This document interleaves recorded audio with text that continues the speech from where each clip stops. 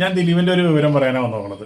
ദിലീപ് കുറേ നാളായിട്ട് നമ്മളെ എൻജോയ്മെൻറ്റുകളും കാര്യങ്ങളൊന്നും വീഡിയോകളൊന്നും അങ്ങനെ സ്പ്രെഡ് ചെയ്യാറില്ല. പക്ഷേ ഇപ്പോൾ കാവ്യ മാധവനും അതുപോലെ തന്നെ കുടുംബടക്കം ഒരു റിസോർട്ടിൽ കേരളത്തിൽ തന്നെ ഒരു റിസോർട്ടിൽ അടിച്ച് പൊളിച്ച് നടക്കണ്, ബോട്ട് ഓടിക്കണ്, അതുപോലെ സൈക്കിൾ ചവിട്ടണ്, കാവ്യമാധവൻ ചെറിച്ച് സംസാരിക്കണ്.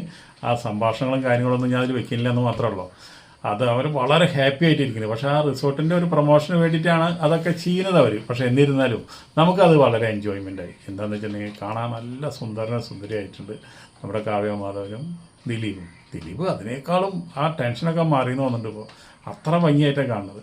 നമ്മൾക്ക് എന്താണെന്ന് വെച്ചിട്ടുണ്ടെങ്കിൽ ഈ കാവ്യമാധവന് ഇപ്പോൾ ഒരു വലിയൊരു ചർച്ച എന്താണെന്ന് വെച്ചിട്ടുണ്ടെങ്കിൽ കാവ്യമാധവന് 500 കോടി രൂപയുടെ സ്വത്തുണ്ടെന്നാണ് പറയുന്നത്.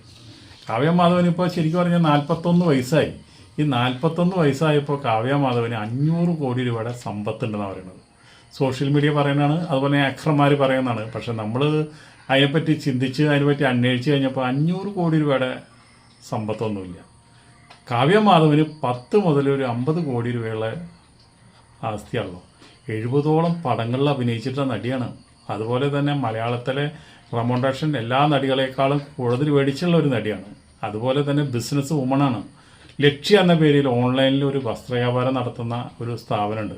അത് വളരെ ഭംഗിയായ രീതിയിലാണ് നടത്തിക്കൊണ്ടു പോകുന്നത്. അത് ഭയങ്കര ലാഭത്തിലാണ് നടത്തിക്കൊണ്ടു പോകുന്നത്. ഈ 500 കോടി രൂപ എന്ന് പറയാനുള്ള കാരണം എന്താ വെച്ചിട്ടുണ്ടെങ്കിൽ ദിലീപിൻ്റെ ആസ്തിയും കൂടിയിട്ടാണ് ഈ 500 കോടി എന്ന് പറയുന്നത്. അവരെല്ലാം രണ്ടുപേരും ഒരു വീട്ടിലാണല്ലോ. അപ്പോൾ അങ്ങനെ 500 കോടി രൂപയുടെ ആസ്തിയുടെ ഉടമയായി കാവ്യമാധവൻ. അത് ദിലീപിൻ്റെ ആസ്തിയും കൂടിയിട്ടാണ്. ദിലീപാന്ന് വെച്ചിട്ടുണ്ടെങ്കിൽ ഒരുപാട് ബിസിനസ്സിലുള്ള ആളാണ്. അതിൽ ശരിക്കും പറഞ്ഞു കഴിഞ്ഞാൽ തിയേറ്ററുകളുണ്ട്, അതുപോലെ തന്നെ സിനിമയിൽ അഭിനയിച്ച കാശുണ്ട്, അതുപോലെ തന്നെ റെസ്റ്റോറൻറ്റുകളുണ്ട്, അതുപോലെ തന്നെ മറ്റ് ബിസിനസ്സുകളുണ്ട്. എല്ലാം കൂടി 500 കോടിയിലും മേലെ വരുന്ന നമുക്ക് തോന്നണത്.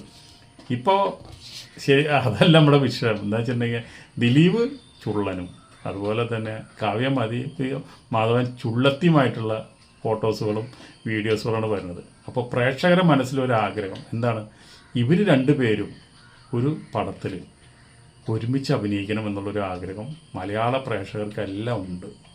അതിന് കാരണം പറയണത് എന്താണെന്ന് വെച്ചിട്ടുണ്ടെങ്കിൽ ദിലീപിൻ്റെ പടങ്ങളൊന്നും പണ്ടത്തെ പോലെ വിജയമാവുന്നില്ല. ഫാമിലികൾ നമ്മുടെ ദിലീപിൻ്റെ പടം കാണാൻ വരുന്നില്ല. അപ്പോൾ അടുത്ത് ഇത്തിരി ഫാമിലികൾ വന്ന് പ്രിൻസ് ആൻഡ് ഫാമിലി എന്ന് പറഞ്ഞൊരു പടത്തിന് മാത്രമാണ്. അപ്പോൾ എല്ലാ പടങ്ങളും വളരെ ഫ്ലോപ്പാണ്. അപ്പോൾ ദിലീപിന് ഈ സമയത്ത് ആവശ്യമാണ് നമ്മുടെ ഇവർ രണ്ടുപേരും കോമ്പിനേഷനായിട്ടുള്ള ഒരു പടം. ആവശ്യമല്ല, അത്യാവശ്യമാണ്. കാരണം എന്താ വെച്ചിട്ടുണ്ടെങ്കിൽ അതൊരു ഫൈറ്റ് പടമോ അല്ലെങ്കിൽ ഒരു ഫാമിലി സ്റ്റോറിയോ ഒന്നും ആവേണ്ട ആവശ്യമില്ല. ഒരു കോമഡി പടം, അസലൊരു കോമഡി പടം, കോമഡി അതുപോലെ തന്നെ ഫാമിലി പടം ആയി കഴിഞ്ഞാൽ ദിലീപിന് വളരെയധികം ഗുണം കിട്ടും. ആ പടം നല്ല രീതിയിൽ കളിക്കുകയും ചെയ്യും. നഷ്ടപ്പെട്ട ഫാമിലീസിനൊക്കെ തിരിച്ച് പിടിക്കാനും പറ്റും ദിലീപിന്. ഇപ്പം നമ്മൾ ഇവരെ ഇത് പറയാനുള്ള കാരണം ഇതാണ്. എന്താ വെച്ചിട്ടുണ്ടെങ്കിൽ ഇവരിപ്പോൾ ഈ കോമ്പിനേഷനായിട്ടുള്ള റിസോർട്ടിൽ ഇവരുള്ള കാഴ്ചകളും കാര്യങ്ങളൊക്കെ കണ്ടപ്പോൾ നമുക്കെല്ലാവർക്കും തോന്നുന്ന ഒരു കാര്യമാണ്, ഇവർ നായകനും നായികയായിട്ട് ഒരു സിനിമ വന്നേ പറ്റൂ. കാരണം എന്താണെന്ന് വെച്ചിട്ടുണ്ടെങ്കിൽ നമ്മൾ ആഗ്രഹിക്കുന്നുണ്ടത് ഇവരെ കോമ്പിനേഷനിൽ ഒരു പടം.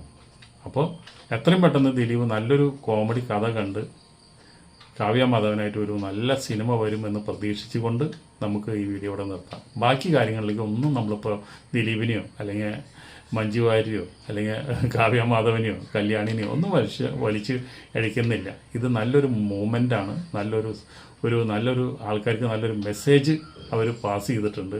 ആ മെസ്സേജ് സിനിമയിൽ കൂടി പാസ് ചെയ്യാനായിട്ട് അഭ്യർത്ഥിച്ചുകൊണ്ട് നമുക്ക് ഈ വീഡിയോ ഇവിടെ നിർത്താം.